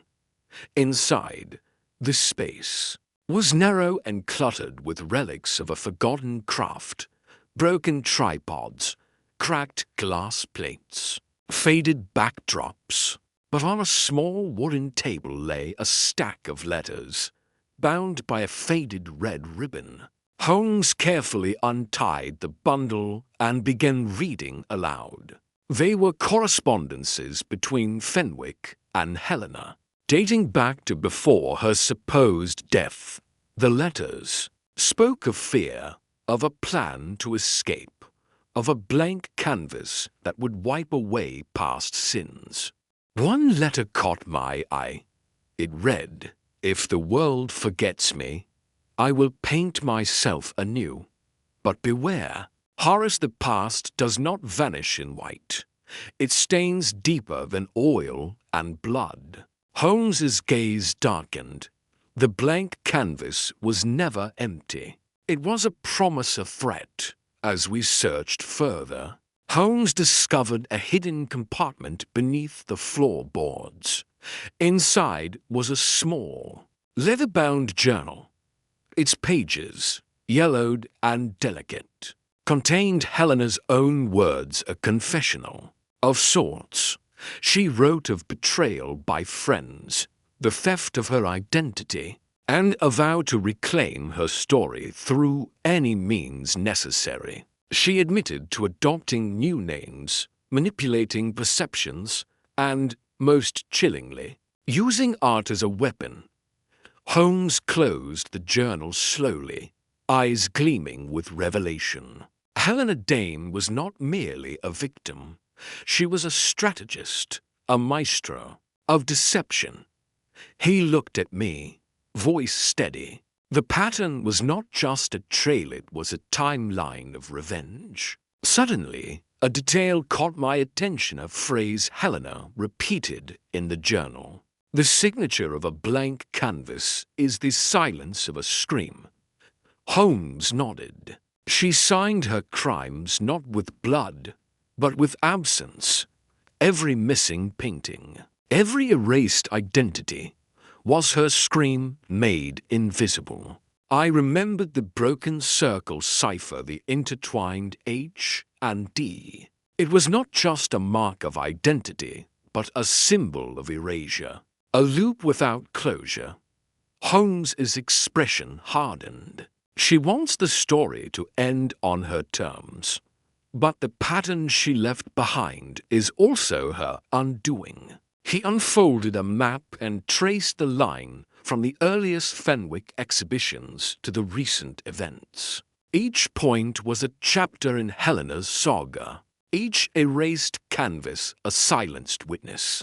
And the final frame? I asked. Holmes smiled grimly. That is yet to be revealed, but we are closer than ever. As we prepared to follow the last clue, Holmes paused by the window. Looking out over the misty Thames, art imitates life, Watson, but sometimes life imitates art. And in Helena's story, the brush strokes are shadows half seen and half-truths. It is our task to bring them into the light. With renewed purpose, we stepped back into the London fog, the weight of the past pressing against us, but the promise of discovery pulling us forward. The chill of the Thames fog had settled into my bones by the time Holmes and I returned to Baker Street. The leather-bound journal and the scattered letters from Helena Dane's hidden studio packed carefully in my satchel. The city outside continued its restless hum, unaware of the threads we were unraveling, threads that wove far beyond greed or simple revenge. Holmes was unusually quiet as he sank into his armchair, the weight of recent discoveries pressing down on him. I waited for him to speak, knowing that what came next would change everything. Finally, he lifted his gaze, eyes glinting with a mixture of triumph and something darker foreboding. Perhaps, Watson, all our theories about jealousy, betrayal, stolen legacy, they were surface waves. The true depth lies beneath, in the psyche of Helena Dane herself. He gestured toward the journal we had found. Read this passage. I opened the worn pages, scanning lines penned with a trembling hand. They saw me as a canvas to be painted. On a muse without voice, each brushstroke was a command, each smile a mask to wear. But the artist forgot muses have power too. The void I signed was not emptiness, it was rebellion. I did not merely erase, I rewrote. Holmes's voice cut through the quiet room. She was not content to be a victim of art or history. Helena Dane was a creator of chaos, an architect of her own mythos. He stood and began pacing, words tumbling from him with urgency. The missing paintings, the stolen works, the attacks, they were parts of a ritual, a performance designed not just to reclaim identity, but to deconstruct those who defined her. Fenwick, Shale, even Lestrade, they represented the patriarchal forces that confined her, shaped her story, and ultimately tried to silence it. I furrowed my brow. So it wasn't just personal vengeance. No, Watson, it was psychological warfare. Helena's motive was to expose the fragility of perception itself. to make the public see how easily narratives can be controlled, manipulated, and rewritten much like a blank canvas awaiting a new image. Holmes stopped before the window, gazing into the night as if the city held the final key. Her greatest weapon was not paint or poison, but the power of illusion. The crime was a statement about power, the power to define truth or to distort it. I looked back down at the journal, where Helena's final entries hinted at a breaking point, a moment when identity, art, and madness collided. Holmes's hand hovered over the last page. She wrote of a moment when she ceased to exist as a person and became a symbol, a living enigma. This was her final gambit to become both artist and subject, creator and destroyer. He turned abruptly, eyes piercing. And that brings us to the present. He pulled from his coat pocket a slender envelope. Inside was a single sheet of paper, written in Helena's delicate script. The last portrait shall be my masterpiece, not painted by hand, but by fate itself. Watch closely, for the curtain will soon rise. I swallowed hard, the meaning clear. She was preparing to strike again, on a scale larger than before, using the mystery, the fear, and the stories she had spun to draw us into her ultimate performance. Holmes's jaw tightened. Her aim was never the paintings alone. It was the unraveling of order, the collapse of certainty. She wanted to show that even the greatest detective, the symbol of reason himself, could be rendered powerless before the chaos of a shattered identity. I realized then the true terror behind Helena Dane's crimes. It wasn't just about murder or theft. It was a meticulously crafted psychological assault, meant to shatter not only lives but the very foundations of truth and trust. Holmes paced to his desk, his mind already racing ahead. We must anticipate her next move. She will not stop until the entire narrative is hers to command. He paused, then added quietly, and we must be prepared to face the darkness she has embraced, because, in doing so, we confront not just a criminal, but a fractured soul lost between art and madness. The game had changed, and the stakes had never been higher. The night air hung heavy as Holmes and I arrived at the old warehouse on Wapping Wharf, the final point marked on Helena Dane's cryptic map.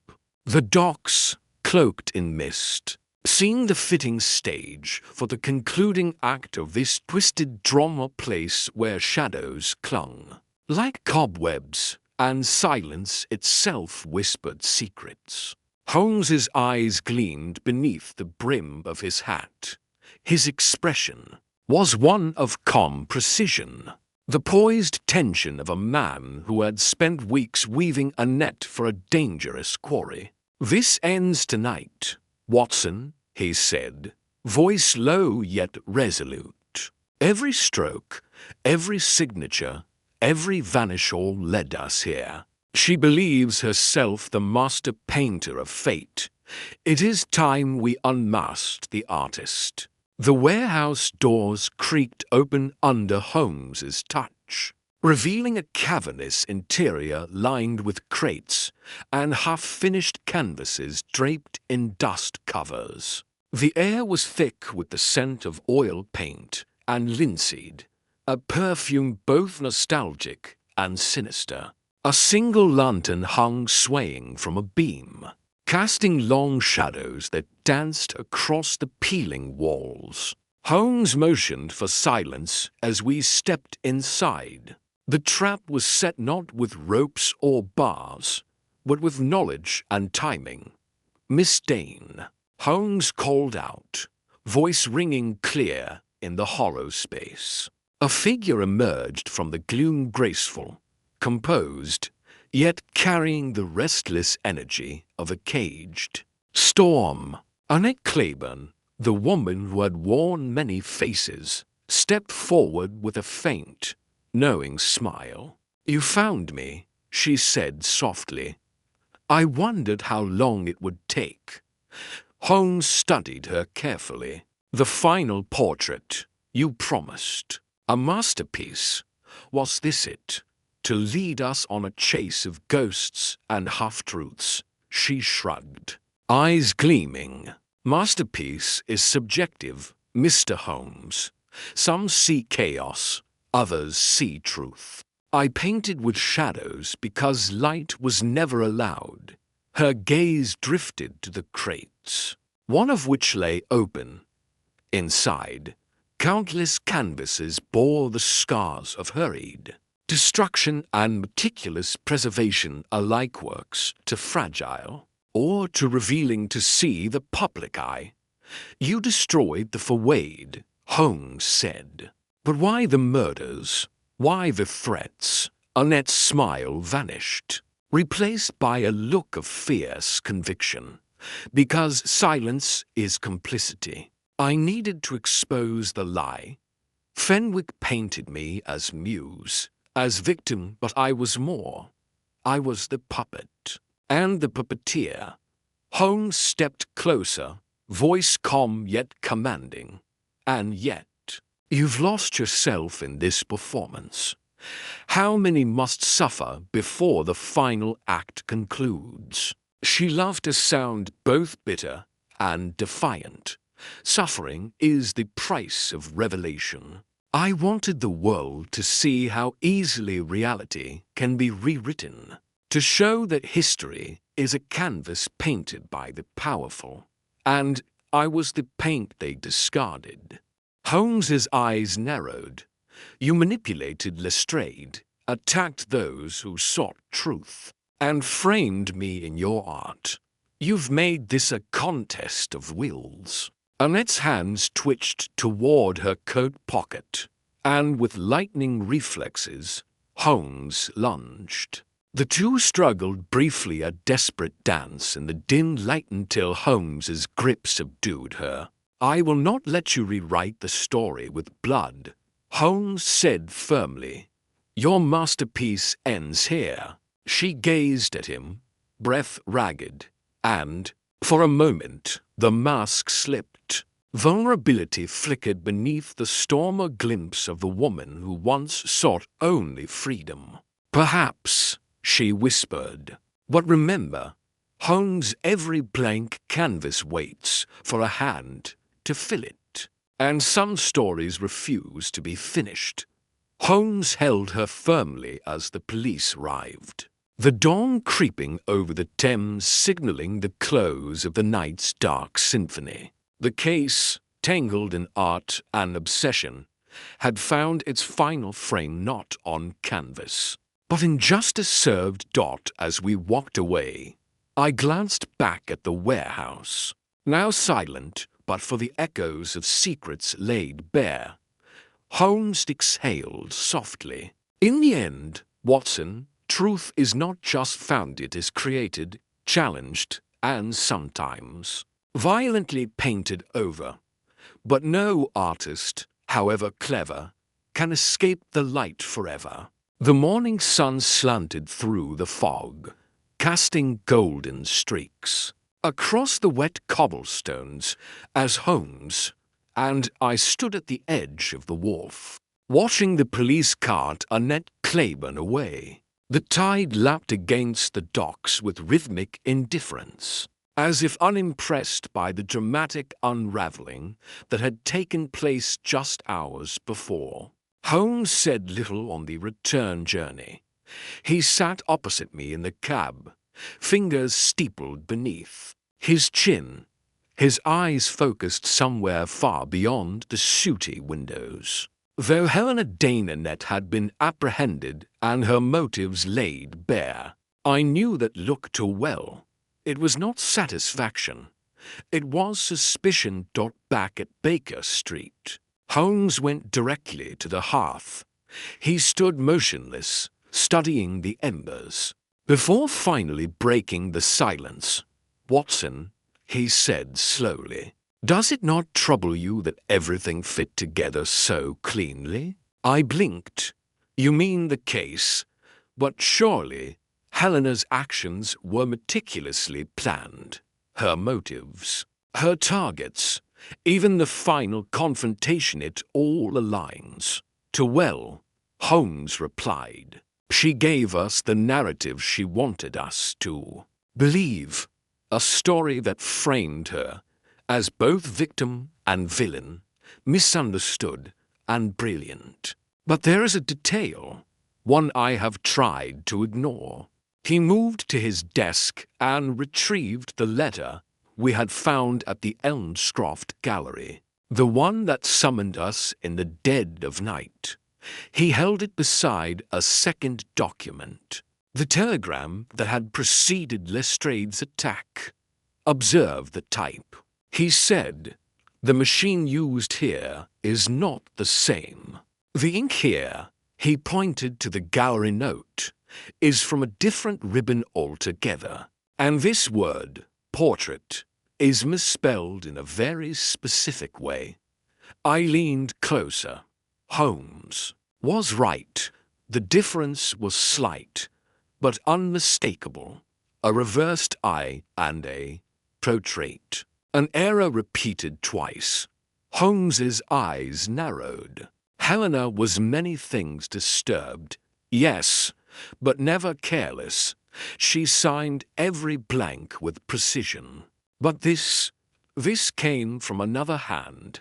A silence followed, heavy and strange. I struggled to make sense of it. "You mean she wasn't working alone?" Holmes tapped his fingers against the desk. "Or she wasn't the one pulling the strings at all?" He pulled out the journal Helena had left behind and turned to the first page.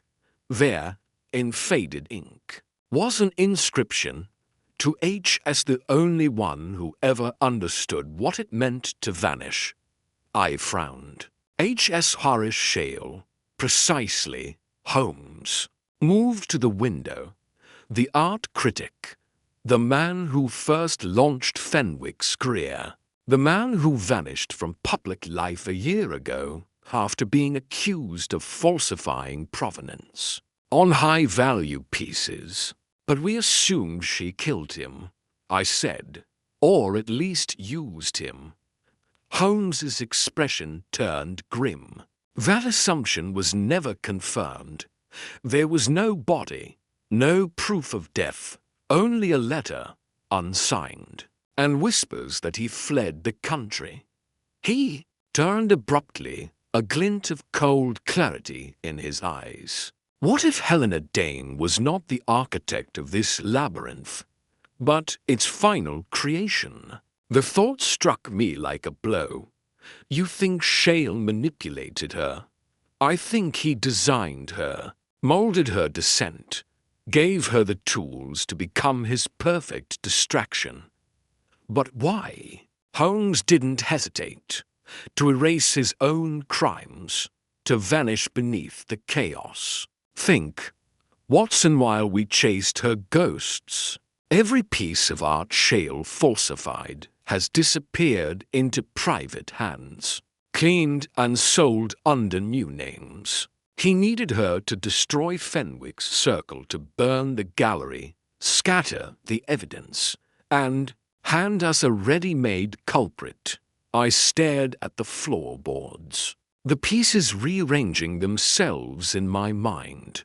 The misdirection, the signature on the blank canvas. Even the theatrical notes, it was all too convenient.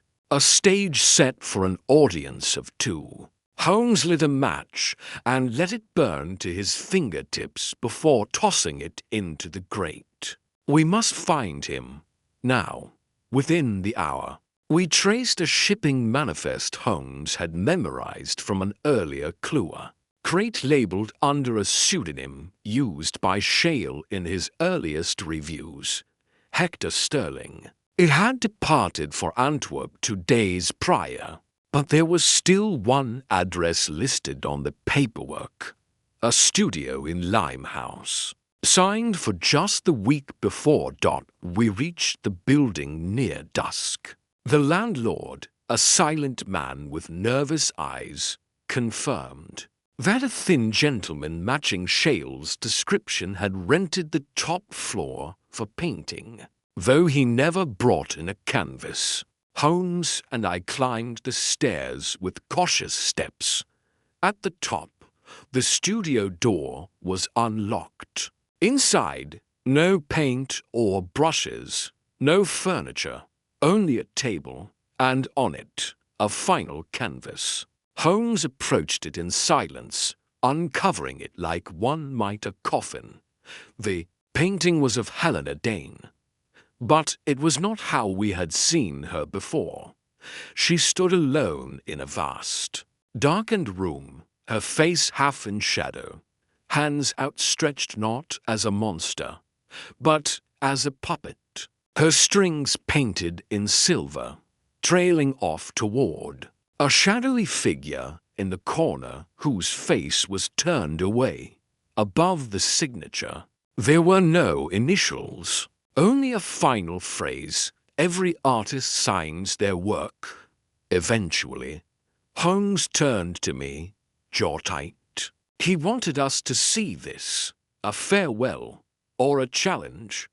We stood in the room a while longer, listening to the ticking of a forgotten clock. Somewhere far across the city, the gallery lights flickered on for the evening crowd, oblivious to the truth hiding in the shadows. "He's still out there," I said quietly. Holmes nodded. "And now he knows we're watching." Holmes did not speak as we descended the steps of the Limehouse studio, his expression unreadable. But I had known him long enough to recognize the storm brewing behind his eyes, Shale's parting gesture, the puppet strings, the turned-away figure. The unfinished confession was not simply a taunt. It was an admission of sorts, veiled in artistry. One final flourish in a long con that had left a trail of misdirection in its wake. Back at Baker Street, the drawing room was dim, the fire low. Holmes sat beside the hearth in absolute silence, while I poured 2 cups of tea with hands that shook slightly. I placed his beside him and waited. At last, he stirred. "There is a moment, Watson," he said slowly, "in every deception where the illusion flickers, briefly, barely, but it happens." He rose and crossed to the cabinet, removing a folded map layered with markings, galleries, transport routes, studio addresses. At its center was a small emblem he had drawn earlier, 2 concentric circles joined by a single line. The motif we'd seen repeated in Shale's forged documentation, a symbol of cycles, of manipulation. "I was wrong to believe Helena was the instigator," he murmured. "She was brilliant, yes, but Shale orchestrated a tragedy worthy of the stage." I looked at the map. "So what now? He's fled the country, perhaps. But consider this. A man like Shale doesn't vanish. He relocates, reframes the canvas, begins again elsewhere under a new identity. He left the final painting not to gloat, but to seal the story, to ensure we recognize the end of one act and the quiet beginning of another. I studied the symbol.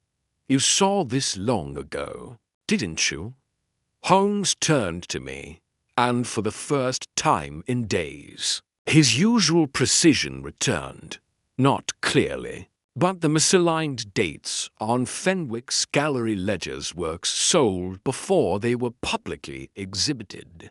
The anonymous reviews that praised Helena's raw voice months before her first solo show, the missing ledger from the Shale archive, and the fact that Annette Claiborne, while utterly elusive, never once attempted to leave London during her spree. He retrieved a folded envelope from beneath the violin case. Inside was a single-pager list of auction records under assumed names, all tied, upon closer examination, to a single offshore account routed through Belgium. Shale sold Helena's early works through shadow brokers. He manufactured her value, created her legend before she ever picked up the brush. Then, when she tried to break free, he destroyed her reputation and set her down a path she could not escape. A woman framed by fame, by expectation, by invisible hands. I exhaled. So, she was his first forgery. Holmes gave a faint nod. And in the end, perhaps his most perfect one, there was a knock at the door. Lestrade entered, his coat damp, his eyes uncertain.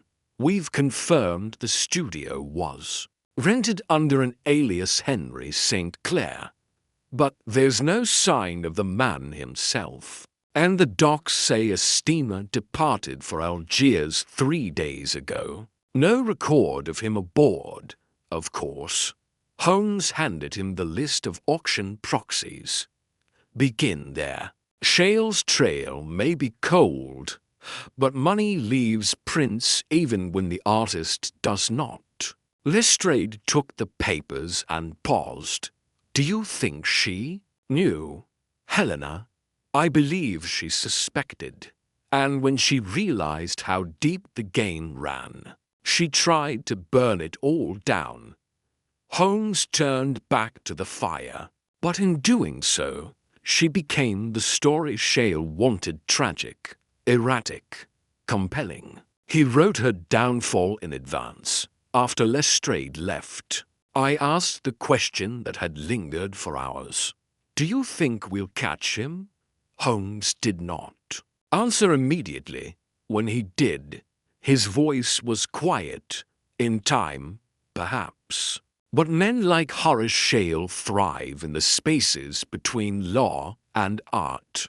They understand that truth can be bent if the brush is steady and the audience willing. He escaped not just because he planned well, but because he understood what people want. From a mystery, closure, a villain, a resolution. He looked at me then, weary but sharp. Which is why, Watson, it is our burden to remain dissatisfied, to keep looking even when the curtains fall.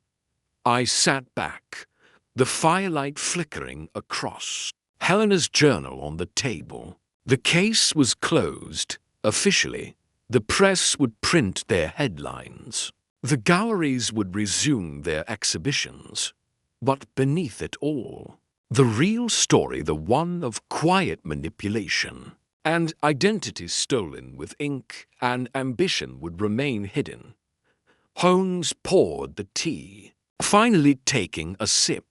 His eyes were distant, already chasing the next loose thread. Justice, he said at last, is not always arrest and verdict. Sometimes it's knowing the truth when no one else dares look for it. And in that, at least, he had succeeded. A week passed. London's restless heart beat on, unshaken by the truth buried beneath its cobbled surface. The headlines had faded from the broadsheets, replaced by the usual clamour of political scandal and theatre gossip. Helena Dane's name was now just another footnote in the city's morbid fascination with tragedy. Her image etched in the public memory as a cautionary tale. Genius turned to madness. But in the drawing room of 2-1B Baker Street, the story refused to rest. Holmes stood by the mantel, violin in hand, bow poised but unmoving. A long silence stretched between us. He had not spoken much since the final thread unraveled. There was no victory to celebrate, no criminal in custody, and no applause awaiting behind the curtain. Just the hollow satisfaction of knowing the truth and knowing it wasn't enough. I broke the quiet first. "You've been staring at that ledger for an hour, still hoping to find what?" He lowered the violin slowly, then crossed the room to the table. Fingers trailing across Helena's final sketch the puppet strings, the shadowed figure. "I've been reconsidering the Antwerp manifest. There was a second crate listed under. The same bill of lading, same point of origin, same handwriting, but a different consignee name. It went unnoticed. I raised an eyebrow. Another forgery, or a continuation." He tapped the edge of the map. Shale was too careful, too deliberate. That final painting wasn't a farewell, it was an invitation. A clue embedded not for the authorities, but for someone who could recognize his pattern. He retrieved a letter from beneath the stack of documents. The seal was broken, the paper creased at the folds. I hadn't seen it before. "Arrived this morning," he said. "No return address, no fingerprints." The note was brief, barely 5 lines. The final canvas was never blank. "Look again where it began, and you may yet see the truth beneath the paint. It was unsigned." "Taunting you again?" I asked. Holmes smiled faintly, though it lacked warmth or challenging me. "Either way, we've overlooked something obvious." He walked to the shelf and retrieved a monograph on restoration techniques. He flipped through quickly, landing on a page describing a chemical wash used to reveal underpaintings, hidden images beneath. Later layers, without a word. He fetched the final canvas, the portrait of Helena, from where it leaned against the wall. "We accepted this as his parting message," he said, unscrewing the cap from a small bottle of reagent. "But what if it's not?" The end it all. With steady hands, he brushed the solution across the lower quadrant of the canvas. The oils shimmered and thinned. Slowly, something began to emerge beneath the surface image. A darker figure, a seated man, his posture stiff, hands folded, face incomplete but unmistakably not Helena. And beside him, scrawled in tight script barely visible beneath the brushstrokes, a phrase. Holmes read it aloud. "When the curtain falls, look behind the frame." I stood, heart suddenly quickening. "He's still playing." "Indeed," Holmes said softly, "and he's left us breadcrumbs. This painting, this entire case, was merely Act 1. We stared at the evolving image, lines bleeding upward through layers of deception. The shadowed man appeared older, more gaunt. But there was something eerily familiar in the slope of his shoulders, the angle of the chin." Holmes's eyes widened slightly. "It's not Shale," he whispered. "It's—" He stopped short. I leaned in. "What is it?" "An art dealer, one from the early days of Helena's emergence. Bernard Ashcroft. He vanished before Fenwick's rise. I remember now, he challenged the authenticity of Shale's first exhibitions, publicly, loudly, and then disappeared."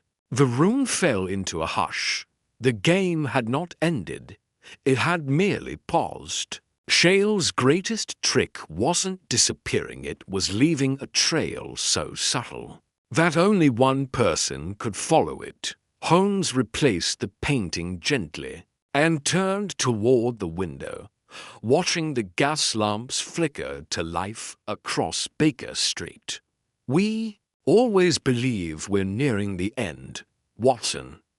But mysteries rarely conclude. They fracture, recur, evolve, like echoes in a gallery that never truly empties." I exhaled, already feeling the familiar pull of the chase. "So, what now?" He smiled this time with that familiar gleam. "Now, we look behind the frame." And with that, he reached for his coat. Somewhere in the quiet corners of London, or perhaps far beyond it, the next act waited half-written, half-buried, like a canvas painted over too many times. The mystery was not solved, it had only just begun.